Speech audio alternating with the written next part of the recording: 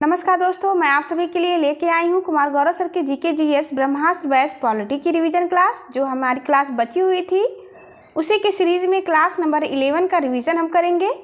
यदि आप चैनल पर नए हो तो चैनल को सब्सक्राइब अवश्य करें ताकि आपको नोटिफिकेशन मिलता रहे। शुरू करते हैं ब्रह्मास्त्र बैच पॉलिटी की क्लास 11। इस क्लास में हम राष्ट्रपति, उपराष्ट्रपति और प्रधानमंत्री तीनों टॉपिक को कवर करेंगे जो कि एग्जाम के लिए मोस्ट इम्पॉर्टेंट है। तो इसे आप ध्यान से समझिएगा। राष्ट्रपति का इलेक्शन कैसे होता है, ये टॉपिक थोड़ा टफ माना जाता है, लेकिन आप इसे ध्यान से समझेंगे तो आपको अवश्य समझ में आएगा। राष्ट्रपति के चुनाव में इलेक्टेड एमपी और इलेक्टेड एमएलए शामिल होते हैं। साथ ही दिल्ली और पुदुचेरी के इलेक्टेड एमएलए भी भाग लेते हैं। यह 17वें संविधान संशोधन के द्वारा ऐसा प्रावधान किया गया। मैनर ऑफ इलेक्शन क्या होता है राष्ट्रपति के चुनाव का, तो एकल संक्रमणी मत पद्धति द्वारा राष्ट्रपति का चुनाव होता है। यह एक प्रकार का गुप्त मतदान होता है राष्ट्रपति के चुनाव में, और यह अप्रत्यक्ष चुनाव है, यानी कि जनता इसमें डायरेक्ट वोट नहीं करती है, बल्कि जनता के द्वारा चुने गए एमपी और एमएलए वोटिंग में भाग लेते हैं राष्ट्रपति के चुनाव में। हर वोट की वैल्यू अलग होती है, यानी हर स्टेट के एमपी और एमएलए की वोट की वैल्यू अलग अलग होती है। आइए देखते हैं राष्ट्रपति के चुनाव लड़ने की योग्यता क्या होती है। तो राष्ट्रपति के चुनाव लड़ने के लिए व्यक्ति की न्यूनतम आयु 35 वर्ष होना अनिवार्य है और वह भारत का नागरिक होना चाहिए। यदि कोई व्यक्ति राष्ट्रपति का चुनाव लड़ता है तो उसे 15,000 रुपये की जमानत राशि जमा करना पड़ता है। तो कोई भी 15,000 रुपये जमा करके राष्ट्रपति चुनाव लड़ सकता है। तो इसे रोकने के लिए प्रावधान किए गए, जिसमें कि यदि जो व्यक्ति राष्ट्रपति का चुनाव के लिए फॉर्म अप्लाई करता है तो उसके साथ 50 प्रस्तावक और 50 अनुमोदक का समर्थक होना अनिवार्य है। और यह समर्थन कोई आम व्यक्ति नहीं, बल्कि ये दोनों निर्वाचक मंडल के होने चाहिए सदस्य, यानी कोई एमपी या एमएलए होने चाहिए, जो अलग अलग 50-50 होंगे प्रस्तावक के रूप में और अनुमोदक के रूप में, जो प्रत्याशी को समर्थन करेंगे। वोट की वैल्यू कैसे निकालते हैं, आइए इसे समझते हैं। राष्ट्रपति के चुनाव में इलेक्टेड एमपी और इलेक्टेड एमएलए इसमें वोट करते हैं। उनके वोट की वैल्यू निकाली जाती है। एक एमएलए की वोट की वैल्यू कैसे निकालते हैं, आप इसे ध्यान से समझिएगा। एक एमएलए की वोट की वैल्यू उस राज्य की जनसंख्या, और वह जनसंख्या 1971 के आधार पर ली जाती है, बटे राज्य के कुल निर्वाचित एमएलए से इसमें भाग करेंगे। लास्ट में 1000 से भाग करेंगे तो हमें एक एमएलए की वोट की वैल्यू प्राप्त होगी। एग्जाम्पल से समझते हैं। मान लीजिए कोई एक्स स्टेट है और वहाँ पे जनसंख्या 20 करोड़ है। 20 करोड़ की जनसंख्या में उस राज्य के कुल निर्वाचित एमएलए 400 हैं, तो हम 20 करोड़ में 400 से भाग करेंगे। आगे 1000 से डिवाइड कर देंगे तो हमें प्राप्त होगा 500, यानी कि 20 करोड़ में 400 से डिवाइड करने पर जो हमें प्राप्त होगा उसमें हम 1000 से फिर से डिवाइड करेंगे तो वोट की वैल्यू हमें 500 प्राप्त होगी, यानी एक एमएलए की वोट की वैल्यू 500 हुई। यदि इसी प्रकार से कुल एमएलए की वोट की वैल्यू निकालनी हो तो उस एक्स स्टेट के एमएलए में हमने देखा था एक एमएलए की वोट की वैल्यू 500 आ रही थी, फिर उसमें हम मल्टीप्लाई कर देंगे टोटल एमएलए से, तो हमें उस राज्य के कुल एमएलए की वोट की वैल्यू प्राप्त हो जाएगी। एक बार आप फिर से समझिएगा। जैसे किसी एक्स स्टेट में जनसंख्या है 20 करोड़ और वहाँ के कुल एमएलए निर्वाचित हैं 400, तो 20 करोड़ में हम 400 से डिवाइड करेंगे, जो आएगा उसमें फिर 1000 से डिवाइड करेंगे तो प्राप्त होगा हमें 500, यानी कि एक एमएलए की वोट की वैल्यू 500 हमें प्राप्त हो गई। तो उसी प्रकार यदि हमें कुल एमएलए की वोट की वैल्यू निकालनी हो तो एक एमएलए की वोट की वैल्यू में कुल एमएलए से मल्टीप्लाई कर देंगे तो हमें प्राप्त होगा, यानी 500 में 400 से मल्टीप्लाई करेंगे तो 2 लाख प्राप्त होगा। तो उस स्टेट के कुल एमएलए की वोट की वैल्यू 2 लाख है। इसी प्रकार से अलग अलग राज्य की वोट की वैल्यू निकाली जाती है। सभी एमएलए की वोट की वैल्यू तथा सभी निर्वाचित एमपी की वोट की वैल्यू समान होती है। इसको आप ध्यान रखेंगे, एग्जाम में कई बार पूछा जाता है। सभी एमएलए की वोट की वैल्यू तथा सभी एमपी की वोट की वैल्यू समान होती है। अब देखते हैं कैसे एक एमपी की वोट की वैल्यू निकाला जाता है। तो एक एमपी की वोट की वैल्यू यदि निकालना हो तो सभी एमएलए की वोट की वैल्यू में संसद के सभी निर्वाचित एमपी से भाग कर देंगे तो हमें एक एमपी की वोट की वैल्यू प्राप्त हो जाएगी। वर्तमान में लोकसभा में 543 मेंबर निर्वाचित हैं और राज्यसभा में 233 मेंबर निर्वाचित हैं। टोटल 776 मेंबर हैं। 16वें राष्ट्रपति चुनाव के रियल फैक्ट में देखते हैं कितने लोगों ने भाग लिया वोटों में। 16वें राष्ट्रपति चुनाव में संसद से लोकसभा के 543 मेंबर थे और राज्यसभा से 233 मेंबर थे। विधानसभा से इलेक्टेड एमएलए की कुल संख्या 4033 थी। यदि इसको जोड़ा जाए तो हमें प्राप्त होगा टोटल 4809 लोग शामिल होंगे राष्ट्रपति के चुनाव में 16वें, जिसमें कि सभी लोगों ने वोट नहीं दिया। कुछ लोग बाहर गए हुए थे, कुछ बीमार थे या फिर किसी कारणवश वोट में शामिल नहीं हो पाए। तो टोटल 4796 लोगों ने वोट किया था 16वें राष्ट्रपति चुनाव में। 4809 में से आगे देखते हैं एक एमपी की वोट की वैल्यू कैसे निकाली गई 16वें राष्ट्रपति चुनाव में। तो कुल एमएलए की वोट की वैल्यू 5,43,000 है। उसमें हम कुल निर्वाचित एमपी से भाग दे देंगे तो हमें एक वोट की वैल्यू प्राप्त होगी 700, यानी कि 16वें राष्ट्रपति चुनाव में एक एमपी की वोट की वैल्यू 700 थी। आगे देखते हैं अधिकतम यानी सबसे अधिकतम एमएलए की वोट की वैल्यू उत्तर प्रदेश में है। एक एमएलए की वोट की वैल्यू 208 है उत्तर प्रदेश में। और सबसे कम यानी न्यूनतम वोट की वैल्यू एक एमएलए की सिक्किम में है, यह केवल 7 है। एक एमएलए की वोट की वैल्यू सिक्किम में 7 है और उत्तर प्रदेश में 208 है। आप याद रखेंगे अधिकतम और न्यूनतम इन दोनों को। सभी एमपी की वोट की वैल्यू 5,43,000 तथा एमएलए की वोट की वैल्यू 5,43,000, यानी हमने पीछे देखा था कि सभी एमपी की वोट की वैल्यू और एमएलए की वोट की वैल्यू समान होती है। इन दोनों को जोड़ दिया जाएगा तो कुल वैल्यू 10,86,000 हमें प्राप्त होगी। 16वें राष्ट्रपति चुनाव की वोट की डेट थी 18 जुलाई 2022, यानी 18 जुलाई 2022 को वोटिंग हुई थी राष्ट्रपति चुनाव की। इसमें 2 प्रत्याशी शामिल थे, एनडीए से द्रौपदी मुर्मू और कांग्रेस से यशवंत सिन्हा।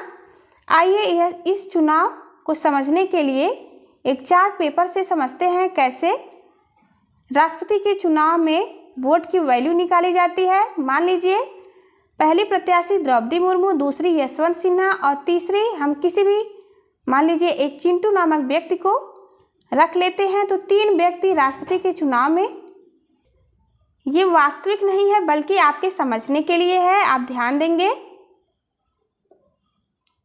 पहली प्रत्याशी द्रौपदी मुर्मू, दूसरी यशवंत और तीसरे चिंटू। राष्ट्रपति के चुनाव में वोटिंग बैलेट पेपर पर होती है और इसमें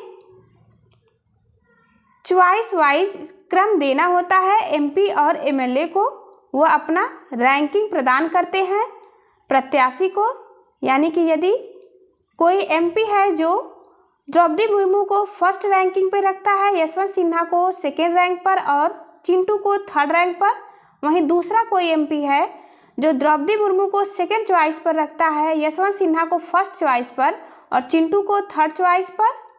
इसी प्रकार से सभी लोग अपना अपना मत चॉइस वाइज देते हैं प्रत्याशी को। जब वोटिंग होती है तो यह गिना जाता है। मान लीजिए उस वोटिंग में 45% लोगों ने द्रौपदी मुर्मू को फर्स्ट चॉइस पर रखा, यशवंत सिन्हा को 35% लोगों ने फर्स्ट चॉइस पर रखा और चिंटू को 20% लोगों ने फर्स्ट चॉइस पर रखा है। तो चिंटू जो थर्ड रैंक पर होगा उसके बैलेट पेपर को देखा जाएगा कि उसमें कितने % लोगों ने द्रौपदी मुर्मू को सेकेंड चॉइस या फिर यशवंत सिन्हा को सेकेंड या थर्ड चॉइस पे रखा है। तो उस आधार पर यदि उसमें 19% लोगों ने द्रौपदी मुर्मू को सेकेंड चॉइस पर रख दिया है और यशवंत सिन्हा को 1% लोगों ने सेकेंड चॉइस दिया है, तो यह 19% द्रौपदी मुर्मू के 45% में जाके जुड़ेगा और यह बन जाएगा 64% और इसके साथ ही द्रौपदी मुर्मू विजयी घोषित हो जाएंगी। राष्ट्रपति चुनाव जीतने के लिए कुल बहुमत में 50% + 1 होना चाहिए। आप फिर से समझेंगे, यहाँ पे 45% में 19% जोड़ा गया और ये रियल फैक्ट है यहाँ पे। तो 64% मत के साथ द्रौपदी मुर्मू विजयी थी 16वें राष्ट्रपति चुनाव में और यशवंत सिन्हा को 36% लोगों ने फर्स्ट चॉइस पर रखा था। आगे देखते हैं, राष्ट्रपति चुनाव का विवाद यदि होता है तो इसका निपटारा सुप्रीम कोर्ट करेगा या आर्टिकल 71 में दिया गया है, मोस्ट इम्पॉर्टेंट है। यदि राष्ट्रपति चुनाव पर कोई विवाद होगा तो उसका निपटारा सुप्रीम कोर्ट करेगा। इस बार राष्ट्रपति चुनाव के पीठासीन अधिकारी पीसी मोदी थे। राष्ट्रपति का कार्यकाल कितने वर्ष का होता है? तो राष्ट्रपति का कार्यकाल 5 वर्ष का होता है। राष्ट्रपति अपना इस्तीफा किसको देंगे? तो राष्ट्रपति अपना इस्तीफा उपराष्ट्रपति को देते हैं और इसकी सूचना सर्वप्रथम लोकसभा में उन्हें देना होगा। महाभियोग कहाँ से लिया गया है राष्ट्रपति पर? तो यूएसए से लिया गया है महाभियोग। भारत में राष्ट्रपति पर महाभियोग का उल्लेख आर्टिकल 61 में किया गया है। महाभियोग शब्द का प्रयोग केवल राष्ट्रपति को हटाने के लिए किया गया है, बल्कि और किसी के लिए नहीं। आप याद रखेंगे, केवल राष्ट्रपति को हटाने के लिए महाभियोग शब्द उपयोग होता है। आधार क्या होगा महाभियोग का? तो एकमात्र आधार होगा संविधान का अतिक्रमण या उल्लंघन, यही महाभियोग का एकमात्र आधार हो सकता है। हटाने की मांग संसद के सभी एमपी जो कि इलेक्टेड एमपी या नॉमिनेटेड एमपी हो, दोनों ले सकते हैं। इसमें संसद के सभी एमपी राष्ट्रपति पर महाभियोग की मांग कर सकते हैं, आप याद रखिएगा। यदि राज्यसभा से मांग होती है तो उस सदन के 1/4 एमपी प्रस्ताव लाएंगे। यह अनिवार्य है, 1/4 एमपी प्रस्ताव लाएंगे। राज्यसभा से यदि होता है तो राज्यसभा में, और ये 14 दिन पहले राष्ट्रपति को सूचना देना भी अनिवार्य है। कई बार एग्जाम में पूछा गया है, यदि राष्ट्रपति पर महाभियोग लगाना है तो उन्हें 14 दिन पहले राष्ट्रपति को सूचना देना अनिवार्य है। वोटिंग होती है तो उसमें कुल सदस्य का 2/3 यानी 2/3 बहुमत अनिवार्य रूप से होना चाहिए राष्ट्रपति पर महाभियोग लगाने के लिए, तभी राष्ट्रपति उस पद को त्याग सकता है। एग्जाम्पल से समझते हैं, सेकेंड हाउस यानी राज्यसभा में यदि कुल 2/3 बहुमत प्राप्त होता है तो उस दिन से राष्ट्रपति अपने पद से हटा हुआ माना जाएगा। नोट पॉइंट में देखते हैं, अगर मान लीजिए राष्ट्रपति चुनाव 4 साल पर हटा दिया जाता है, यदि राष्ट्रपति पर महाभियोग लगा करके या फिर किसी कारणवश से वह 4 साल पर हट जाता है राष्ट्रपति, तो इलेक्शन कब होगा यह क्वेश्चन है और कितने समय के लिए नए राष्ट्रपति रहेंगे। तो इसका राइट आंसर होगा कि इलेक्शन 6 माह के अंदर करवाना अनिवार्य होगा। यह एक संवैधानिक बाध्यता है कि यदि 1 साल का भी टाइम बचा है तो उसके अंदर 6 माह के अंदर ही चुनाव कराना अनिवार्य होगा। लेकिन जो राष्ट्रपति दोबारा चुने जाएंगे वो 1 साल के लिए नहीं बल्कि अगले 5 साल के लिए चुने जाएंगे। ध्यान देंगे आप। कितने समय के लिए नए राष्ट्रपति रहेंगे, तो यह 5 वर्ष के लिए रहेंगे, शेष समय के लिए राष्ट्रपति नहीं रहेंगे। और यह बात वाइस प्रेसिडेंट पर लागू नहीं होती है, केवल राष्ट्रपति पर लागू होती है। आप राष्ट्रपति के महाभियोग में बहुमत को समझ सकते हैं। यदि राज्यसभा में कुल 245 मेंबर हैं कुल, और वहाँ प्रेजेंट हैं 160, तो हमें बहुमत के लिए 2/3 बहुमत चाहिए, तो 164 कम से कम हमें मेंबर चाहिए बहुमत के लिए। यदि प्रेजेंट हैं 160 तो यह फेल हो जाएगा महाभियोग, यानी कि जब तक 164 व्यक्ति अपनी सहमति नहीं प्रदान करेंगे तब तक राष्ट्रपति अपने पद से नहीं हट सकता है। और यदि 245 का 2/3 यानी 164 मेंबर यदि यस कह देंगे कि हाँ राष्ट्रपति पर महाभियोग लगाना चाहिए, तो वह अपने पद से हट जाएगा। उसी प्रकार से यदि लोकसभा में राष्ट्रपति पर महाभियोग पास करवाना है तो कम से कम 362 मेंबर की सहमति अनिवार्य है। संविधान का सबसे बड़ा बहुमत है, इसलिए यह आसान नहीं होता है राष्ट्रपति पर महाभियोग लगाना। आज तक कभी भी कोई भी राष्ट्रपति महाभियोग द्वारा अपने पद से नहीं हटाया गया है भारत में, याद रखेंगे आप। वोट की वैल्यू, ये 16वें राष्ट्रपति चुनाव के वोट की वैल्यू है, आप इसे नोट कर सकते हैं। टोटल नंबर ऑफ इलेक्टर्स यानी कि एमपीज टोटल थे 776 और एमएलए थे टोटल 4033, टोटल हो गए 4809। और total value of votes MPs के टोटल वैल्यू 5,43,200 थी 16वें राष्ट्रपति चुनाव में। और स्टेट यानी एमएलए की वोट की वैल्यू समान होती है, वही 5,43,231 थी, टोटल हो गए 10,86,431। यह वोट की वैल्यू थी 16वें राष्ट्रपति चुनाव में, आप ध्यान देंगे इसको। राष्ट्रपति की शक्तियां क्या है, 1 से 2 बार यदि आप समझना चाहेंगे आसानी से समझ जाएंगे। राष्ट्रपति के इलेक्शन में कैसे वोट की वैल्यू निकाली जाती है, कभी कभी यह टफ लगता है। अब हम देखेंगे राष्ट्रपति की शक्तियां क्या क्या होती हैं। तो राष्ट्रपति किसकी किसकी नियुक्ति यानी अपॉइंटमेंट करता है, तो प्रधानमंत्री की नियुक्ति यह आर्टिकल 75(1) के तहत करता है। अटॉर्नी जनरल यानी महान्यायवादी आर्टिकल 76, इसकी भी नियुक्ति राष्ट्रपति के द्वारा की जाती है। सीएजी की नियुक्ति भी राष्ट्रपति के द्वारा की जाती है, आर्टिकल 148 में वर्णित है। सुप्रीम कोर्ट और हाई कोर्ट के न्यायाधीश की नियुक्ति, सुप्रीम कोर्ट की नियुक्ति आर्टिकल 124 और हाई कोर्ट के न्यायाधीश की नियुक्ति आर्टिकल 217 के तहत राष्ट्रपति करता है। राज्यपाल की नियुक्ति भी राष्ट्रपति के द्वारा की जाती है, यह आर्टिकल 155 से संबंधित है। यूपीएससी के अध्यक्ष और सदस्य की नियुक्ति भी राष्ट्रपति के द्वारा की जाती है, आर्टिकल 315 में उल्लेखित है। चुनाव आयोग के सदस्य की नियुक्ति भी राष्ट्रपति के द्वारा की जाती है, यह आर्टिकल 324 में उल्लेखित है। राष्ट्रीय अनुसूचित जाति आयोग के सदस्य की नियुक्ति यह आर्टिकल 338 में है। एनसीएसटी के सदस्य की नियुक्ति भी राष्ट्रपति के द्वारा की जाती है, आर्टिकल 338A से संबंधित है। राष्ट्रीय पिछड़ा आयोग यह आर्टिकल 338B में उल्लेखित है, इसकी भी नियुक्ति राष्ट्रपति के द्वारा की जाती है। वित्त आयोग के अध्यक्ष की नियुक्ति भी राष्ट्रपति करता है, आर्टिकल 280 संबंधित है वित्त आयोग से। आगे देखते हैं संसद के 17 अवसान और लोकसभा को भंग करने की शक्ति राष्ट्रपति के पास है। लोकसभा को भंग करता है आर्टिकल 85 के तहत। 17 अवसान से अर्थ है सत्र का समापन और 17 का अर्थ है सत्र का उद्घाटन, यह राष्ट्रपति के द्वारा किया जाता है, लेकिन सत्र का स्थगन सदन का अध्यक्ष करता है।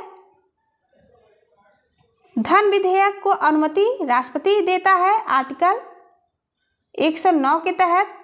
संयुक्त बैठक के लिए बुलावा राष्ट्रपति के द्वारा दी जाती है, आर्टिकल 108 के तहत।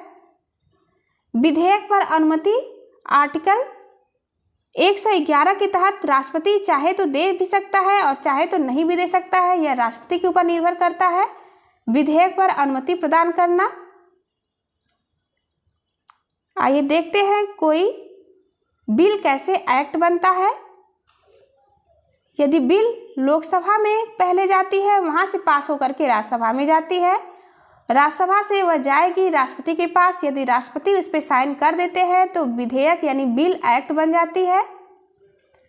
अब राष्ट्रपति के ऊपर 4 ऑप्शन है कि उस बिल का वह क्या कर सकता है। आर्टिकल 111 का उपयोग करके यदि कोई बिल राष्ट्रपति के पास लोकसभा और राज्यसभा से पास होकर के जाती है तो राष्ट्रपति चाहे तो साइन कर सकता है, और यदि साइन कर दिया तो वो अधिनियम बन जाएगा। यदि वो चाहे तो उसे रिजेक्ट भी कर सकता है, यदि चाहे तो फिर से उसे पुनर्विचार के लिए वापस भेज सकता है, और फिर वो चाहे तो पॉकेट वीटो का भी प्रयोग कर सकता है। बिना कारण बताए या बिना कोई जवाब दिए वो अपने पास रख लेगा और उससे कोई नहीं पूछेगा कि आपने ऐसा क्यों किया।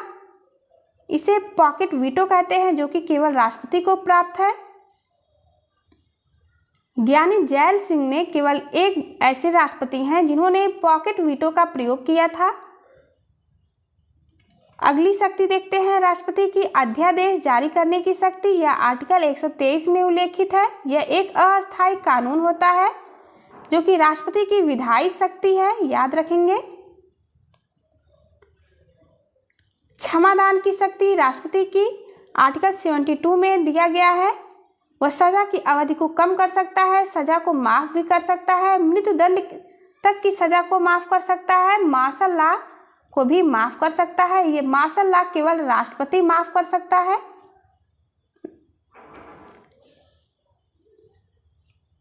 आगे देखते हैं, क्षमादान की शक्ति एग्जाम के लिए मोस्ट इंपॉर्टेंट है। आर्टिकल 72 है, याद रखेंगे। सजा की अवधि को कम करना, सजा को माफ करना, मृत्युदंड तक की सजा को माफ करना और मार्शल लॉ को माफ करना, ये शक्ति केवल और केवल राष्ट्रपति को प्राप्त है। आगे देखते हैं, आर्टिकल 143 में दिया गया है कि राष्ट्रपति कानूनी सलाह सुप्रीम कोर्ट से ले सकता है। सलाह या परामर्श पर वो बाध्यकारी नहीं होगा। राष्ट्रपति चाहे तो उसे मान सकता है, चाहे तो नहीं भी मान सकता है। आर्टिकल 60 देखते हैं, राष्ट्रपति का शपथ। राष्ट्रपति को शपथ कौन दिलाता है? तो CJI यानी सुप्रीम कोर्ट का मुख्य न्यायाधीश राष्ट्रपति को शपथ दिलाते हैं। किसकी शपथ लेते हैं राष्ट्रपति? तो संविधान की रक्षा करने और लोगों के कल्याण की शपथ लेते हैं राष्ट्रपति। आर्टिकल 60 में इसका उल्लेख किया गया है। भारत के राष्ट्रपति देखते हैं, जो कि एग्जाम के लिए बेहद ही इम्पॉर्टेंट है। आप 1 से 2 नंबर यदि आप इसे तैयार कर लेते हैं तो पक्का कर लेंगे किसी भी एग्जाम के लिए। भारत के राष्ट्रपति पहले राष्ट्रपति थे डॉक्टर राजेंद्र प्रसाद। इनका कार्यकाल था 1950 से लेकर के 1962 तक, और ये 2 बार राष्ट्रपति रहे लगातार, इसलिए सबसे लंबा कार्यकाल इनका था। पहले उपराष्ट्रपति जो राष्ट्रपति बने, 1954 में इन्हें भारत रत्न प्राप्त हुआ था। डॉक्टर सर्वपल्लवी राधाकृष्णन यानी भारत के दूसरे राष्ट्रपति डॉक्टर सर्वपल्लवी राधाकृष्णन बने। भारत का पहला भारत रत्न इन्हें प्रदान किया गया था, डॉक्टर सर्वपल्लवी राधाकृष्णन को। अगले राष्ट्रपति देखते हैं, पहले ऐसे राष्ट्रपति जिनका कार्यकाल के दौरान मृत्यु हो गया, उनका नाम था डॉक्टर जाकिर हुसैन। इनका कार्यकाल 1967 से 1969 तक था। वीवी गिरी के बारे में देखते हैं, यह स्वतंत्र उम्मीदवार के रूप में राष्ट्रपति बने और पहले कार्यवाहक राष्ट्रपति थे। अंतरात्मा की आवाज पर मतदान के द्वारा इन्होंने जीत प्राप्त की थी। उपराष्ट्रपति, राष्ट्रपति और कार्यवाहक राष्ट्रपति रहने वाले एकमात्र व्यक्ति हैं वीवी गिरी, याद रखेंगे आप। एकमात्र निर्विरोध राष्ट्रपति चुने जाने वाले हैं नीलम संजीवा रेड्डी।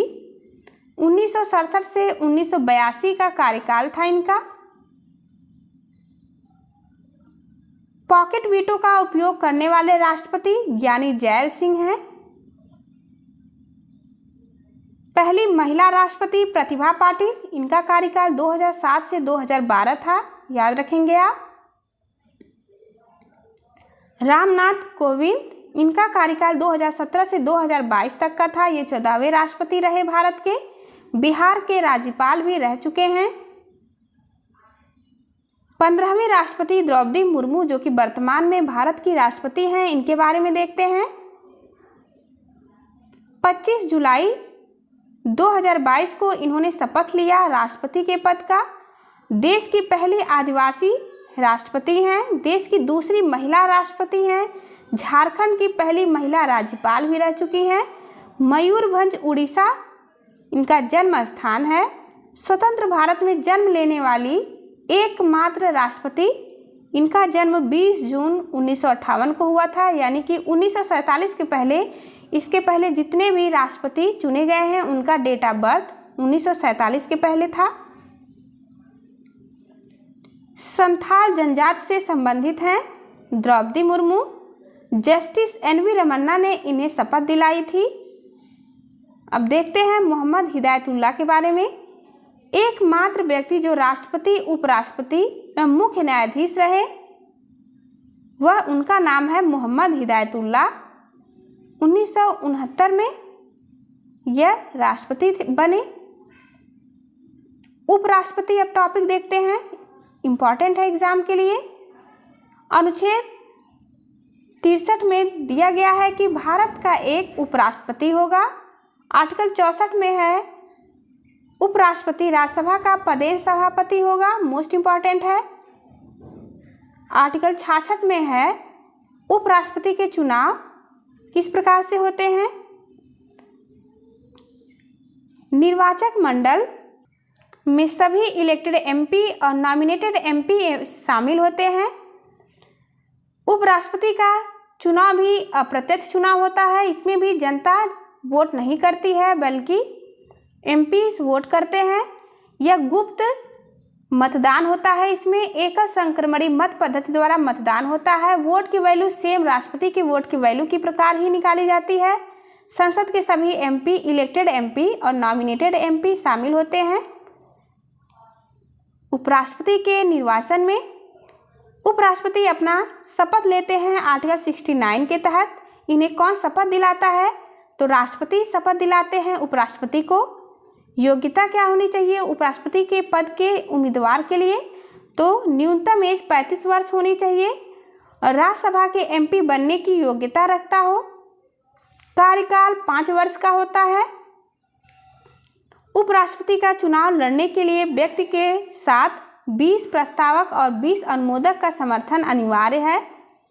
राष्ट्रपति के लिए 50 प्रस्तावक और 50 अनुमोदक का समर्थन अनिवार्य था। उपराष्ट्रपति के लिए 20 प्रस्तावक और 20 अनुमोदक का समर्थन अनिवार्य है। राष्ट्रपति की सैलरी होती है 5 लाख पर मंथ और उपराष्ट्रपति की सैलरी 4 लाख पर मंथ होती है। कैसे हटाया जा सकता है, तो इसकी शुरुआत अनिवार्य रूप से राज्यसभा में करनी पड़ती है और ये 14 दिन पहले सूचना देना अनिवार्य है। बहुमत का कुल सदस्य का 50+1 होना चाहिए। सेकेंड हाउस में भी लोकसभा के साधारण बहुमत यदि पास हो जाते हैं तो वह अपने पद से हट जाएंगे। भारत के उपराष्ट्रपति देखते हैं। पहले उपराष्ट्रपति डॉक्टर सर्वपल्ली राधाकृष्णन थे, ये 2 बार रहे, 1952 से लेकर के 1962 तक, और हामिद अंसारी 2007 से 2017 तक, ये भी 2 बार रहे उपराष्ट्रपति। वकैया नायडू 2017 से 2022 तक रहे। 14वें उपराष्ट्रपति 16वें क्रम के चुनाव में जगदीप धनखड़ चुने गए। 11 अगस्त 2022 को झुंझुनू से इन्होंने चुनाव लड़ा था। पश्चिम बंगाल के गवर्नर भी रह चुके हैं। मार्गरेट अल्वा को इन्होंने हराया है। जगदीप धनखड़ को 528 वोट मिले थे, यानी 74% बहुमत से ये जीत गए थे उपराष्ट्रपति का चुनाव। मार्गरेट अल्वा को 182 वोट मिला था। अब देखते हैं मंत्री परिषद के बारे में, यानी मिनिस्ट्री। मंत्रिपरिषद संबंधित अनुच्छेद राष्ट्रपति को सलाह देने के लिए, यह अनुच्छेद आप याद रखेंगे आर्टिकल 74(1) है। मंत्रिपरिषद से संबंधित राष्ट्रपति को सलाह देने के लिए एक मंत्रिपरिषद होगा जिसका प्रमुख प्रधानमंत्री होगा और यह सलाह राष्ट्रपति के लिए बाध्यकारी होता है, मोस्ट इम्पॉर्टेंट है। यानी कि यदि कोई सलाह मंत्रिपरिषद देता है तो वह राष्ट्रपति को मानना ही पड़ता है, यदि वो चाहे या ना चाहे फिर भी उसके लिए बाध्यकारी है। आर्टिकल 75 के तहत अलग अलग सब आर्टिकल देखते हैं। आर्टिकल 75(1) में दिया गया है पीएम की नियुक्ति राष्ट्रपति करेंगे जो लोकमान्य में बहुमत दल का नेता होगा। आर्टिकल 75(2) में दिया गया है मंत्री व्यक्तिगत रूप से राष्ट्रपति के प्रति उत्तरदायी होगा। आर्टिकल 75(3) में दिया गया है मंत्रिपरिषद सामूहिक रूप से लोकसभा के प्रति उत्तरदायी होगा। याद रखेंगे आप, यदि मंत्री व्यक्तिगत रूप से राष्ट्रपति के प्रति उत्तरदायी होता है लेकिन मंत्रिपरिषद सामूहिक रूप से लोकसभा के प्रति उत्तरदायी होता है। आईएएस के एग्जाम के लिए ये मोस्ट इम्पॉर्टेंट टॉपिक है। 75(5) के अंतर्गत दिया गया है आर्टिकल में कि अगर प्रधानमंत्री किसी भी सदन का सदस्य नहीं है तो उसे पद ग्रहण करने के 6 माह के भीतर सदस्य बनना होगा, चाहे वह एमपी लोकसभा का हो चाहे राज्यसभा का हो, पर उससे सदस्य 6 माह के भीतर बनना अनिवार्य है। मंत्रिपरिषद मिनिस्ट्री में, जैसे कि मिनिस्ट्री में शामिल है गृह मंत्री, वर्तमान में अमित शाह हैं, वित्त मंत्री वर्तमान में निर्मला सीतारमण हैं, विदेश मंत्री एस जयशंकर हैं, शिक्षा मंत्री धर्मेंद्र प्रधान हैं। मंत्रिमंडल को कैबिनेट के नाम से जाना जाता है और मंत्रिपरिषद को मिनिस्ट्री के नाम से जाना जाता है। मिनिस्ट्री और कैबिनेट में अंतर होता है। प्रधानमंत्री इसे फर्स्ट एमंग इक्वल कहा है क्योंकि जो कि समान में सर्वप्रथम होता है, यानी कि समान में सबसे सर्वोपरि होता है, वह बनता है प्रधानमंत्री। कैबिनेट मंत्री अपने विभाग का प्रमुख होता है। उसके बाद आता है राज्य मंत्री जो स्वतंत्र प्रभार, जिस विभाग में कैबिनेट मंत्री नहीं है वहाँ का वह प्रमुख होगा। फिर चौथे रैंक पे आता है राज्य मंत्री प्लस उप मंत्री, सर्वोपरि होता है सबसे ऊपर यानी कि प्रधानमंत्री। फिर आएगा कैबिनेट मंत्री का पद, फिर तीसरे नंबर पर होता है राज्य मंत्री स्वतंत्र प्रभार और चौथे नंबर पर होता है राज्य मंत्री प्लस उप मंत्री। नोट पॉइंट में देखते हैं, कैबिनेट मंत्रिपरिषद के सबसे महत्वपूर्ण मंत्रियों का छोटा समूह होता है। क्वेश्चन है, क्या कैबिनेट शब्द का उल्लेख मूल संविधान में किया गया था? तो नहीं, इसका उल्लेख मूल संविधान में कहीं भी नहीं किया गया।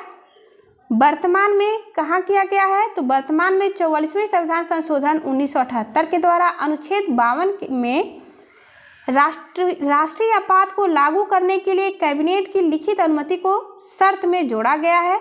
यहीं पे केवल एक बार कैबिनेट शब्द का उपयोग किया गया है, आर्टिकल 352 में। ये भी 44वें संविधान संशोधन 1978 के द्वारा। मूल संविधान में कहीं भी कैबिनेट शब्द का उल्लेख नहीं था। आगे देखते हैं, मंत्रिपरिषद का आकार यानी मिनिस्ट्री का आकार क्या हो सकता है? ये यूपीएससी में पूछा गया क्वेश्चन है। इसका उल्लेख मूल संविधान में नहीं था, लेकिन 91वां संविधान संशोधन 2003 के द्वारा मंत्रिपरिषद का आकार तय किया गया। मैक्सिमम लोकसभा के कुल सदस्य के 15% व्यक्ति मंत्री बन सकते हैं। अपवाद में दिल्ली है, यहाँ विधानसभा के कुल सदस्य का 10% लोग मंत्री बनते हैं। विधानसभा में यदि 70 मेंबर हैं तो एक सीएम और 6 मंत्री यानी कुल 7 मंत्री बन सकते हैं। नोट पॉइंट देखते हैं, मंत्रिपरिषद का पोर्टफोलियो विभाग। मंत्रिपरिषद यदि पीएम इस्तीफा दे देता है या फिर उसकी किसी कारणवश मृत्यु हो जाती है तो मंत्रिपरिषद स्वतः ही समाप्त हो जाती है। याद रखेंगे आप, प्रधानमंत्री यदि इस्तीफा दे दे या फिर उसकी मृत्यु हो जाए तो मंत्रिपरिषद स्वतः समाप्त हो जाएगी, क्योंकि वह उस दल का नेता होता है। आगे देखते हैं, आर्टिकल 78 में कहा गया है कि मंत्रिपरिषद और राष्ट्रपति के बीच की योजना कड़ी यानी लिंकेज प्रधानमंत्री होता है।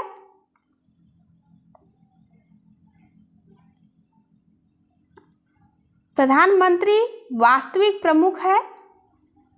प्रधानमंत्री मंत्रिपरिषद की नियुक्ति, शपथ आदि का कार्य करता है। लोकसभा में बहुमत दल का नेता होता है। लॉर्ड मर्ले ने कहा है कि प्रधानमंत्री फर्स्ट एमंग इक्वल यानी समान में प्रथम होता है। नोट पॉइंट देखते हैं। प्रधानमंत्री कौन कौन सी संस्थाओं का पदेन अध्यक्ष होता है? तो नीति आयोग का अध्यक्ष प्रधानमंत्री होता है। नीति आयोग की स्थापना 1 जनवरी 2015 को हुई थी। अंतर्राज्य परिषद का भी अध्यक्ष होता है। यह आर्टिकल 263 में उल्लेखित है।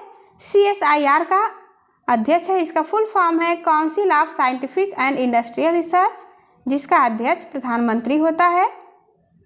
भारत के प्रधानमंत्री को देखते हैं, मोस्ट इम्पॉर्टेंट है एग्जाम के लिए। पंडित जवाहरलाल नेहरू, इनका कार्यकाल 1947 से लेकर के 1964 तक था। सबसे लंबा कार्यकाल था इनका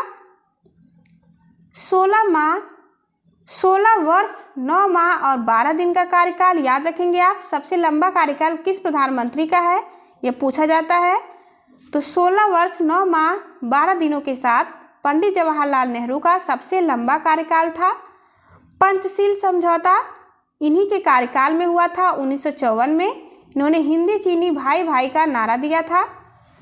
पहले उप प्रधानमंत्री सरदार पटेल बने थे, इन्हें गृह मंत्री भी बनाया गया था।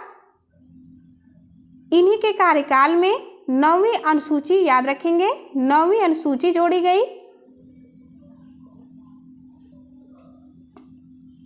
पहले संविधान संशोधन 1951 के द्वारा, जो कि भूमि सुधार से संबंधित थी।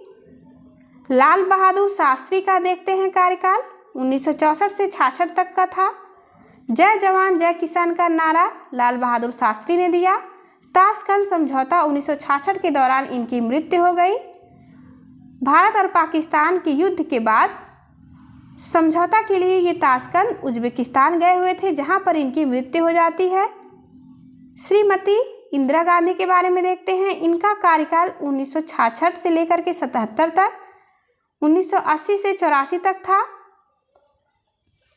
बांग्लादेश की स्वतंत्रता इन्हीं के कार्यकाल में इन्होंने प्रदान करवाई 1971 में। 42वां संविधान संशोधन 1976 श्रीमती इंदिरा गांधी के कार्यकाल में हुआ। इसे लघु संविधान की संज्ञा भी दी गई है, क्योंकि इसमें बहुत सारे परिवर्तन यानी संशोधन किए गए संविधान में। सिक्किम को 22वें राज्य का दर्जा 1975 में 36वां संविधान संशोधन करके इंदिरा गांधी ने प्रदान किया। मोरारजी देसाई के बारे में देखते हैं। इनका कार्यकाल 1977 से 1979 तक था। उप प्रधानमंत्री इंदिरा गांधी के समय में ये थे। सबसे बुजुर्ग प्रधानमंत्री भी रहने वाले में से एक हैं। 44वां संविधान संशोधन इनके कार्यकाल में हुआ 1978 में। 300A, जो कि संपत्ति के अधिकार को मौलिक अधिकार से हटा करके लीगल राइट्स में रखा गया, आर्टिकल 300A में वर्तमान में यह उल्लेखित है। PM पद से त्यागपत्र देने वाले प्रथम प्रधानमंत्री हैं। राजीव गांधी के बारे में देखते हैं। इनका कार्यकाल 1984 से 1989 तक था। सबसे युवा प्रधानमंत्री हैं। 52वें संविधान संशोधन के द्वारा 1985 में इन्होंने दल बदल को रोकने के लिए प्रावधान किए। अनुसूची 10 जोड़े गए संविधान में, याद रखेंगे आप। अनुसूची 10 किससे संबंधित है? तो दल बदल से संबंधित है। यह क्वेश्चन कई बार पूछा जाता है। 61वां संविधान संशोधन 1989 के द्वारा मतदान की उम्र 21 वर्ष से 18 वर्ष किया गया। यह किसके कार्यकाल में हुआ? तो राजीव गांधी के कार्यकाल में हुआ। अगला देखते हैं विश्वनाथ प्रताप सिंह यानी YP सिंह के बारे में। इनका कार्यकाल 1989 से 1990 तक था। मंडल आयोग की सिफारिश लागू की इन्होंने 1990 में। अविश्वास प्रस्ताव से हटाए जाने वाले पहले प्रधानमंत्री बने, जिन्हें अविश्वास प्रस्ताव के द्वारा हटा दिया गया। इन्होंने OBC के लिए 27% आरक्षण का प्रावधान किया। पीवी नरसिम्हा राव का कार्यकाल 1991 से 1996 तक था। 73वें संविधान संशोधन 1992 के द्वारा इन्होंने अनुसूची 11 जोड़ी संविधान में। 74वां संविधान संशोधन 1992 अनुसूची 12 जोड़ा पीवी नरसिम्हा राव के कार्यकाल में। एलपीजी नीति यानी कि उदारीकरण, निजीकरण और वैश्वीकरण की नीति अपनाई पीवी नरसिम्हा राव ने अपने कार्यकाल में। उदारीकरण से मतलब है कि नीतियां कठोर थी, उन्हें लचीला बनाया जाएगा, लाइसेंस आदि राज समाप्त किए जाएंगे। निजीकरण यानी प्राइवेट कंपनियों को भी मौका दिया जाएगा। वैश्वीकरण यानी भारत से पूरे वर्ल्ड तक का ग्लोबलाइजेशन किया जाएगा, यह नीति अपनाई गई। एलपीजी नीति पीवी नरसिम्हा राव के द्वारा। अटल बिहारी वाजपेयी के बारे में देखते हैं। 3 बार प्रधानमंत्री बने ये। इन्होंने जनता दल नाम से पार्टी की स्थापना की। 6 अप्रैल 1980 को बीजेपी की स्थापना की। मेरी 51 कविताएं इनके द्वारा लिखी गई हैं। 2015 में इन्हें भारत रत्न दिया गया। 86वां संविधान संशोधन 2002 के द्वारा इन्होंने आर्टिकल 21A में शिक्षा को मौलिक अधिकार बनाया। सबसे छोटा कार्यकाल 13 दिन का कार्यकाल रहा अटल बिहारी वाजपेयी का।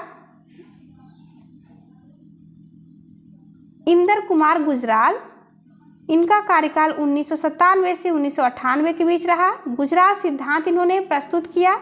हमारे पड़ोसी से संबंध कैसे हो, इन्होंने एक बुक लिखी 1998 में। डॉक्टर मनमोहन सिंह 2004 से 2014 तक इनका कार्यकाल रहा। वित्त मंत्री ये 1991 में रहे। चेंजिंग इंडिया इनकी बुक का नाम है। वर्तमान के प्रधानमंत्री नरेंद्र मोदी के बारे में देखते हैं। इनका कार्यकाल 26 मई 2014 से स्टार्ट हुआ है और यह अब तक हैं। 15वें पीएम हैं भारत के। इनके बुक का नाम एग्जाम वॉरियर्स है। ज्योतिपुंज इनकी ऑटोबायोग्राफी है। इन्हें कई देशों से उस देश के सर्वोच्च सम्मान प्राप्त हो चुके हैं। आइए देखते हैं एक साथ। सर्वोच्च सम्मान फिजी ने दिया है, पलाऊ ने दिया है, मिस्र, Greece, France, Papua New Guinea आदि ने पीएम नरेंद्र मोदी को सर्वोच्च सम्मान से सम्मानित किया है। उप प्रधानमंत्री के बारे में देखते हैं। पहले उप प्रधानमंत्री सरदार पटेल, मोरारजी देसाई, चौधरी चरण सिंह और जगजीवन राम, यशवंत राव, चौधरी देवीलाल, लाल कृष्ण आडवाणी, इतने लोग उप प्रधानमंत्री रह चुके हैं। उप प्रधानमंत्री पद का उल्लेख संविधान में कहाँ है, तो उप प्रधानमंत्री पद का उल्लेख संविधान में कहीं भी नहीं किया गया है। Thank you for watching. चलिए मिलते हैं आपसे अगली वीडियो में, तब तक के लिए नमस्कार।